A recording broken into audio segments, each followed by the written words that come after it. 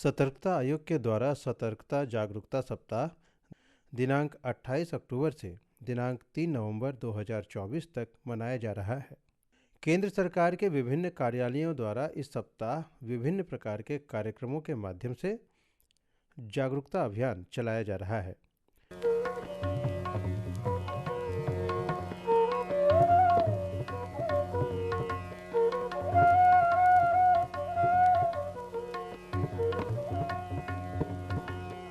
Power grid corporation के पूर्वी क्षेत्रीय मुख्यालय पटना में भी सत्यनिष्ठा की संस्कृति से राष्ट्र की समृद्धि इस विषय पर एक सेमिनार का आयोजन आज दिनांक 30 अक्टूबर 2024 को किया गया था।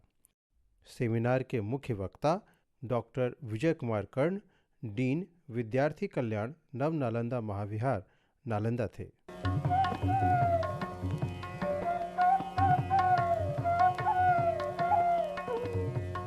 इस अवसर पर पावर ग्रिड कॉरपोरेशन पटना के सभागार में क्षेत्रीय प्रमुख अरिंदम सेन शर्मा, सतर्कता विभाग के प्रमुख SK सिंह और मुख्य महाप्रबंधक RK गजरेसन ने सेमिनार में डॉक्टर विजय कुमार कर्ण का स्वागत शॉल और पुस्तक से किया।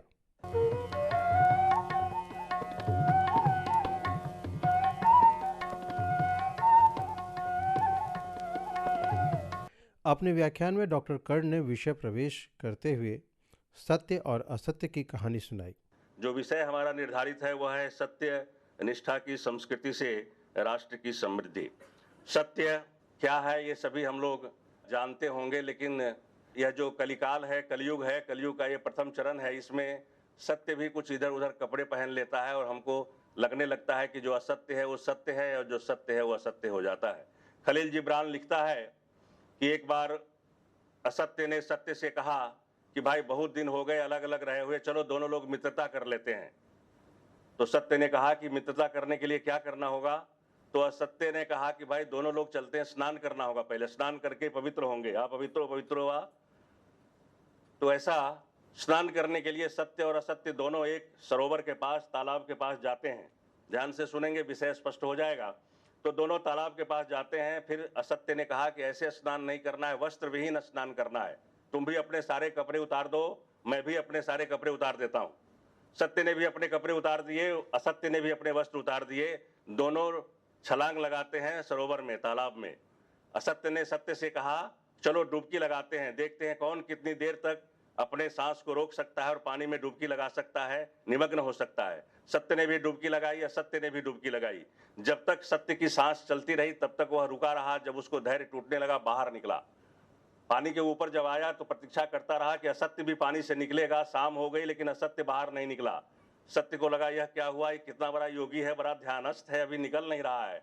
फिर उसने कहा कि मुझे घर जाना है, और सत्य तट पर गया तो देखा कि सत्य के वस्त्र गायब थे और एक कपड़े वहां पड़े हुए थे जो असत्य ने पहन रखे थे। अब सत्य क्या करता? असत्य के कपड़े पहन लिए, और उसके पहले ही असत्य जो है सत्य के कपड़े पहन करके भाग गया था। उसकी सांस बिल्कुल नहीं टिकी थी पानी में। जहां जहां असत्य गया, सत्य का वस्त्र धारण करके लोगों ने उसका स्वागत किया। आओ सत्य भाई बैठो, उसका सत्कार किया। और जहां जहां ये सत्य गया असत्य का वस्त्र धारण करके, वहां वहां इसको अपमान का सामना करना हुआ, इसको कोई सत्कार नहीं किया। खलील जिब्रान लिखता है ये सब गड़मड़ उसी दिन से हुआ जिस दिन से सत्य ने असत्य के वस्त्र धारण कर लिए और असत्य ने सत्य के वस्त्र धारण कर लिए। ये उदाहरण मैंने खलील जिब्रान का आपको इसलिए दिया क्योंकि जो दिखाई देता है कभी कभी वह हर प्रत्येक वस्तु दिखाई देने वाला रत्न नहीं होता। वो बाहर से चमकीला हो सकता है। उसको हमारे यहाँ पयोहिमम कहा गया है, विषमुख कहा गया है, विषकुंभक कहा गया है। राष्ट्र की समृद्धि की सही समझ पर जोर डालते हुए प्रोफेसर विजय कुमार कर्ण ने कहा, जो समृद्धि का क्रम है उसको बदलने की आवश्यकता है। हम कभी कभी समझते हैं कि हम समृद्ध हो जाएंगे तो विभाग समृद्ध हो जाएगा, विभाग समृद्ध हो जाएगा तो राष्ट्र समृद्ध हो जाएगा, लेकिन यह क्रम पलटने की आवश्यकता है। त्यजेत एकम, एक का त्याग करना पड़ता है। किसका त्याग करते हैं उसका एक क्रम निर्धारित है। संस्कृत में विद्यार्थी होने के नाते त्यजेत एकम, एक का त्याग करना होता है। किसका? राष्ट्रार्थम, राष्ट्र के हित के लिए राज्य के हित को पीछे कर लेते हैं, बैकफुट पे लेते हैं। राज्यार्थम जनपदम त्यजेत, राज्य के हित की बात आ जाए तो डिस्ट्रिक्ट जनपद के हित को पीछे ले जाते हैं। जनपदार्थम ग्रामम त्यजेत, जनपद के हित की बात आ जाए तो गांव के हित को पीछे ले जाते हैं। ग्रामार्थम कुलम त्यजेत, गांव के हित की बात आ जाए तो परिवार के हित को पीछे ले जाते हैं। और कुलार्थम आत्मानम त्यजेत, कुल के हित के लिए अपने हित का त्याग करते। ये क्रम है, लेकिन ये क्रम कहीं से उलट पुलट गया है। तो हमें लगता है कि मैं समृद्ध हो जाऊंगा तो मेरा विभाग समृद्ध हो जाएगा, मेरा कुल समृद्ध हो जाएगा, मेरा परिवार समृद्ध हो जाएगा तो मेरा गांव समृद्ध हो जाएगा, मेरा गांव समृद्ध हो जाएगा तो मेरा जनपद समृद्ध हो जाएगा, मेरा जनपद समृद्ध हो जाएगा तो मेरा राज्य समृद्ध हो जाएगा, मेरा राज्य समृद्ध हो जाएगा तो मेरा राष्ट्र समृद्ध हो जाएगा। ये उल्टा क्रम है। देखने की दृष्टि को बदलने की आवश्यकता है। और उस दृष्टि से आप सभी ऐसा ही सोचते होंगे, क्योंकि मैं आपको देख करके ही बात कर रहा हूं, तो जैसा आप सोच रहे होंगे वैसा ही मैं कह रहा हूं। यानी आप ऐसा ही करते होंगे कि राष्ट्र प्रथम है, नेशन फर्स्ट है। उस राष्ट्र की प्रथम भावना से ही आप स्वयं को अपने लास्ट में रखते होंगे। वैसे ही जैसे घर का मुखिया पहले अपने सुख की चिंता नहीं करता, पहले प्रत्येक परिवार के प्रत्येक सदस्यों की चिंता करता है, पुनः बाद में वो अपनी चिंता करता है। वैसे ही उसी क्रम से, चूंकि आपके भावों को देख करके जो मैं पढ़ पा रहा हूं मैं वही कह रहा हूं, मैं अपने मन से कुछ भी नहीं कह रहा हूं, तो आप ऐसा ही करते होंगे। लेकिन मैंने कहा कि फिर भी जागते रहो, जागते रहो। लोग जगे भी रहते हैं, फिर भी पहरुआ आता है, पहरेदारी करने वाला जागते रहो का उद्घोष करके जाता है।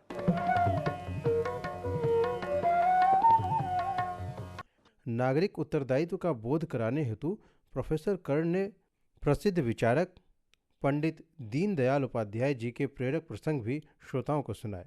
तो यह नागरिक कर्तव्य, इसका एक उदाहरण, दो उदाहरण में, एक विचारक हैं पंडित दीनदयाल उपाध्याय के जो जीवन से संबंधित दो घटनाएं हैं उसको देकर के नागरिक कर्तव्य को समझने की चेष्टा करते हैं।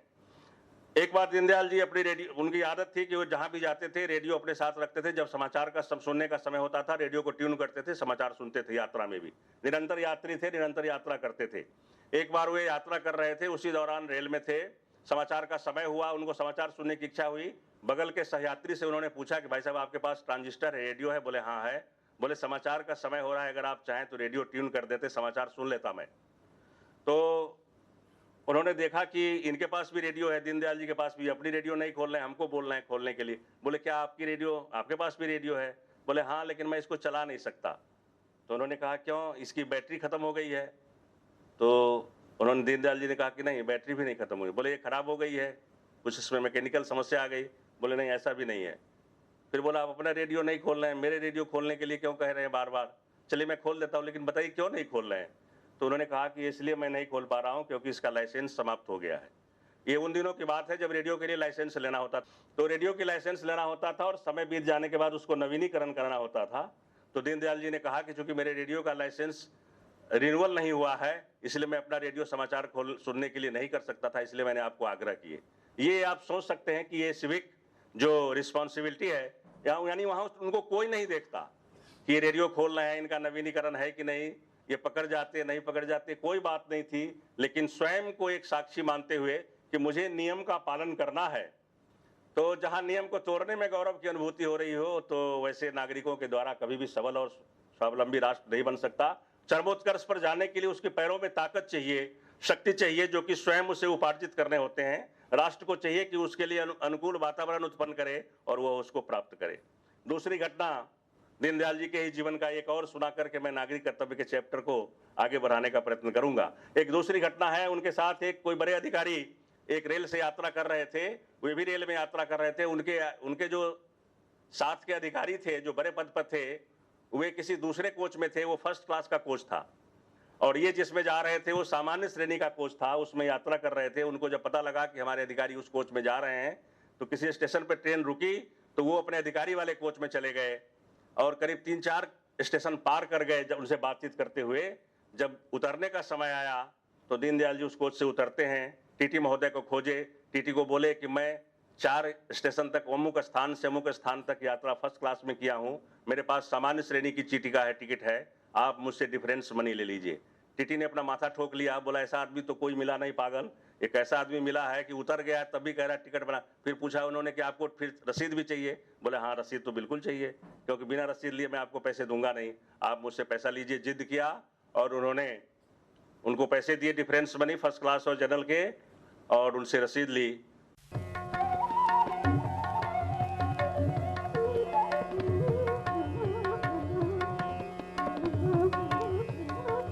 नागरिकों के उत्तरदायित्व, इस विषय पर कुछ ऐसे विमर्श किया गया। इसे जो नागरिक कर्तव्य है, मैं कुछ बिंदुओं को आपके सामने विचार के लिए रखता हूं। जो अच्छा लग जाए वो आपका ही है, जो न लगे वो मुझे वापस कर दीजिएगा मन ही मन, मैं कहीं और उसका उपयोग कर लूंगा। तो पहला है दूसरों के प्रति स्नेह और सम्मानपूर्ण व्यवहार। इसके अंदर रास्ते में मिलने वाले व्यक्तियों को नमस्ते करना, उनका अभिवादन करना, महिलाओं के प्रति सम्मान का व्यवहार, बुजुर्गों के साथ सम्मान का व्यवहार, अपनी आयु से बड़े लोगों के साथ सम्मान का व्यवहार, अपनी आयु से छोटे के प्रति स्नेहपूर्ण व्यवहार, सभी के साथ अपनत्व भाव से व्यवहार और उचित शब्दों का प्रयोग, ये दूसरों के प्रति स्नेह और सम्मानपूर्ण व्यवहार के लिए आवश्यक है।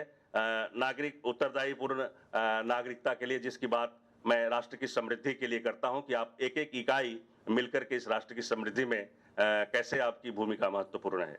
दूसरा है घर में व्यवहार, अतिथियों के साथ आदरपूर्वक व्यवहार, जन्म दिवस पर भारतीय तिथि के अनुसार उसे मनाने की पद्धति, मंगल कार्यों में भारतीय वेश धारण करना, मातृभाषा में हस्ताक्षर करना, कम से कम मातृभाषा का एक समाचार पत्र मंगवाना, भोजन करते समय टीवी नहीं देखना, मोबाइल का उपयोग नहीं करना, स्वदेशी वस्तुओं का उपयोग करना, कहाँ कब कैसे बोलना, इसकी समझदारी विकसित करना, ये दूसरे व्यवहार का पक्ष है। तीसरा व्यवहार का पक्ष है अन्यान्य विषयों के संबंध में, सत्यम वद धर्मम चर, धर्म के लिए जिए समाज के लिए जिए। सार्वजनिक स्थानों पर थूकना या लघुशंका इत्यादि कर नहीं करना, दूसरों की बात पूरी होने के बाद ही बोलें, बीच में न बोलें, जीते जीते रक्तदान और जाने से पहले नेत्रदान, पशु पक्षियों के साथ उचित व्यवहार, अहिंसा परमो धर्मों को जीवन में उतारना, केवल यह नारा बन के न रह जाए। अहिंसा परमो धर्म दिन भर बोलते हैं और चीवर पहनते हैं और शाम को बड़े बड़े जानवर को खा जाते हैं, तो इस भाव से नहीं, जीवन में उसको उतारना। यातायात नियमों का पालन करने के संबंध में उत्तरदायी नागरिकता के लिए बिंदु, लाइसेंस के बिना वाहन नहीं चलाना, हेलमेट का उपयोग करना, मोटरसाइकिल पर 2 से अधिक व्यक्तियों को न बैठना, कार में सीट बेल्ट बांधना, वन वे में नहीं जाना, सिग्नल के नियमों का पालन करना, वाहन चलाते समय मोबाइल का उपयोग न करना। राष्ट्रीय व्यवहार, राष्ट्रीय व्यवहार के अंतर्गत राष्ट्रीय प्रतीकों का सम्मान, राष्ट्र ध्वज का सम्मान, तिरंगा, राष्ट्रगान, राष्ट्रगीत, संविधान का सम्मान, राष्ट्रीय पर्व जैसे स्वाधीनता दिवस, स्वतंत्रता दिवस, गणतंत्र दिवस इत्यादि के कार्यक्रमों में अवश्य ही सहभागिता करना, सैनिकों का सम्मान, देश का सम्मान और राष्ट्रीय संपत्ति की सुरक्षा करना, ये राष्ट्रीय व्यवहार के अंदर उत्तरदायी नागरिक के बिंदु के रूप में। आर्थिक व्यवहार के संबंध में नियमन, आर्थिक व्यवहार में मितव्ययिता और सादगी, आर्थिक व्यवहार में पारदर्शिता, रिश्वत नहीं देना नहीं लेना, पराई वस्तु अथवा धन के प्रति उपेक्षा की दृष्टि रहे, हिसाब किताब ठीक रखना, व्यक्तिगत भी और कार्यालय का भी। नागरिक अनुशासन तथा सरकारी नियमों का पालन, प्रत्येक स्थान पर समय का पालन करना, किसी भी कार्यक्रम में पूर्ण समय रहने का स्वभाव बनाना, मोबाइल में ऊंची आवाज में बात नहीं करना, कार्यक्रम में मोबाइल साइलेंट करना, सोशल मीडिया का उपयोग समाज हित में करना, प्रवास करते समय वरिष्ठ नागरिक, महिला, बीमार, दिव्यांग व्यक्तियों को बैठने के लिए स्थान देना, समूह में प्रवास करते समय अन्य यात्रियों का ध्यान रखना और कतार में खड़े होने का अभ्यास बनाना। हम सभी बहुत सारे लोग हैं जिनको कि अभ्यास नहीं है, बड़ा अटपटा लगता है कैसे मैं लाइन में क्यों में, तो ऐसा एक अभ्यास बनाना। ये कुछ बिंदु मैंने आपके विचारार्थ रखे हैं। अगर ये आपको लगे कि एक सत्यनिष्ठा की संस्कृति में ये बातें आती हैं और इन बातों को किए बिना कोई राष्ट्र आगे नहीं जा सकता,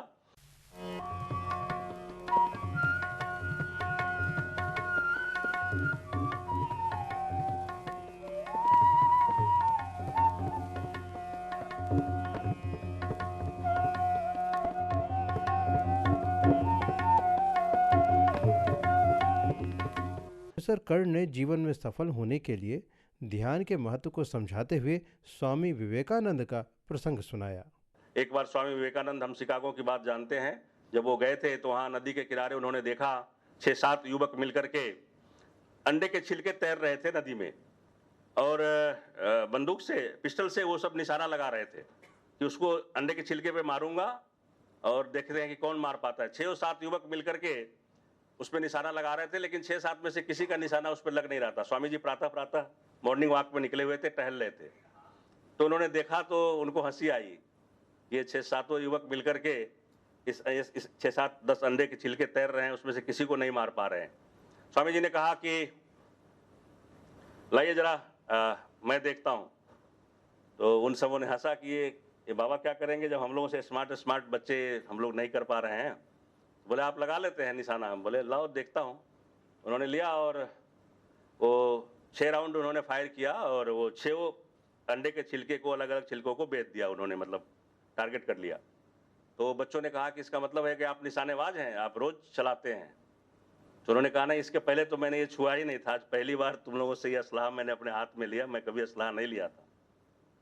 तो बोला फिर आपने कैसे कर दिया, हम लोगों से नहीं हो रहा था।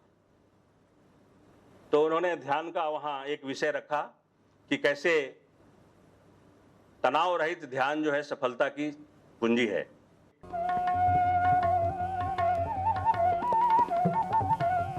मुख्य वक्ता डॉक्टर विजय कुमार कर ने विषय को पूर्ण करते हुए अपने व्याख्यान का समापन कुछ इस प्रकार से किया। लक्ष्य निर्धारित कर देने के बाद सभी लोग, सभी गण चारों दिशाओं से यदि वो प्रयत्न करेंगे तो निश्चित मानिए कि वह लक्ष्य प्राप्त होगा, विकसित भारत का लक्ष्य प्राप्त होगा, जो कि वर्तमान केंद्रीय सरकार ने जो निर्धारित समय दिया है, और उसमें प्रत्येक विभाग की भूमिका होगी। और हमने कहा कि जैसे विभाग आपसे है और आपके द्वारा किए हुए योगदान से है, एक छोटी छोटी इकाई से बड़ी चीजें बनती है। भगवान राम को जाने के लिए सेतु बांध रामेश्वरम का निर्माण हो रहा था। बड़े बड़े बंदर नल और नील इंजीनियर थे, बड़े कुशल इंजीनियर थे, काम कर रहे थे, बहुत सारे श्रमिक थे, सभी लोग अपनी अपनी भूमिकाओं को निर्वाह कर रहे थे, बड़े बड़े पत्थर ला करके रख रहे थे। देखा बंदरों ने कि एक गिलहरी भी स्नान कर रही है, बार बार है गिलहरी तू क्या कर रही है, हम लोग तो भगवान के लिए पुल बना रहे हैं जाने के लिए, तुम क्या कर रही है, नहा क्या हो रही है, डिस्टर्ब कर रही हो जाने आने में। बोला मैं भी भगवान का पुल बना रही हूँ। बंदर ने कहा गिलहरी तू क्या पुल बना रही है, पत्थर हम लोग रख रहे हैं, पुल तुम बना रही। बोले हाँ, तुम्हारी तरह बड़े बड़े पत्थरों को मैं नहीं ला सकती, लेकिन मैं नहा करके तट पर जा करके बालू में लेट जाती हूँ, और मेरे शरीर में जितना बालू कण चिपक जाता है उसको जाके फिर से स्नान करती हूँ, दिन भर यह काम करना जारी रखती हूँ। दिन भर में कुछ न कुछ बालू मैं तुम लोगों के पत्थरों के बीच में रख देती हूँ। जब सैनिकों का, श्रमिकों का नाम लिखा जाएगा कि पुल में बनाने वाले कौन कौन से श्रमिक थे, तो नीचे ही सही मेरा भी नाम लिखा होगा। तुम्हारे बंदरों के तो ऊपर रहेंगे क्योंकि तुम बड़े बड़े पत्थर ला के रख रहे हो।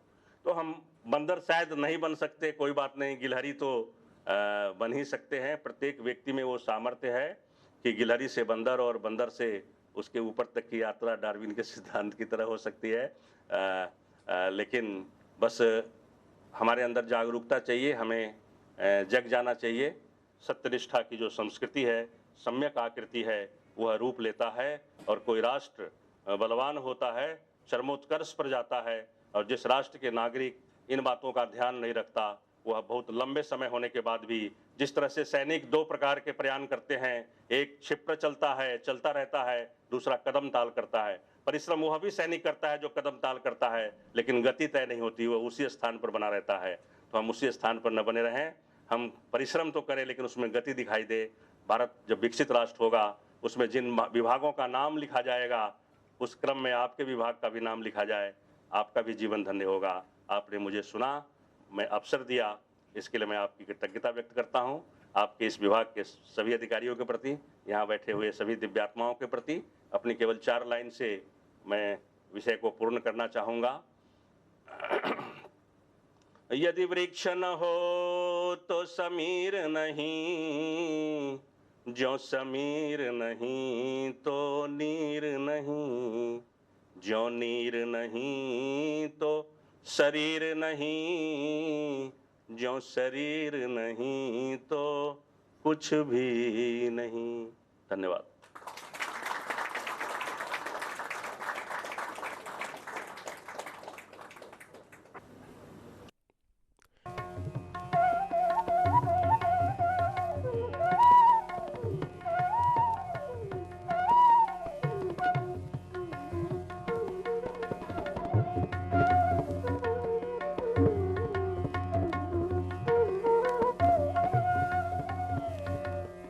धन्यवाद ज्ञापन मुख्य महाप्रबंधक श्री R.K. गजरेसन ने किया। आज मेरे लिए बड़ा सौभाग्य की बात है कि इतने बड़े मूर्धन्य उनका हमें धन्यवाद ज्ञापन करने का मौका दिया जा रहा है। हम लोगों ने मतलब मंत्रमुग्ध होकर इनकी वार्ता को सुना। सारे लोग मंत्रमुग्ध होकर सुन रहे हैं और इनके वार्ता सुनने के बाद अगर हम कुछ चीज़ को उसको अपने आप में लेकर आए तो इस वार्ता का सही सम्मान होगा। हम कदम ताल न करें, थोड़ा आगे भी बढ़ें। और आज का जो टॉपिक है हमारा सत्यनिष्ठा, सत्य को धर्म से जोड़ के जो महाशय ने बताया कि हम अपने कार्य को ही धर्म समझें और अपने कार्य को धर्म समझकर उसको मतलब बलपूर्वक करें और वही हमारी संस्कृति हो जिससे कि राष्ट्र का निर्माण होगा। तो हम हृदय से और आप सभी के तरफ से सरकार का बहुत बहुत धन्यवाद देते हैं और सबको चाहेंगे कि एक बार जोरदार ताली से भी इस वार्ता सुनने का। तो बहुत बहुत धन्यवाद, आप सभी को भी धन्यवाद।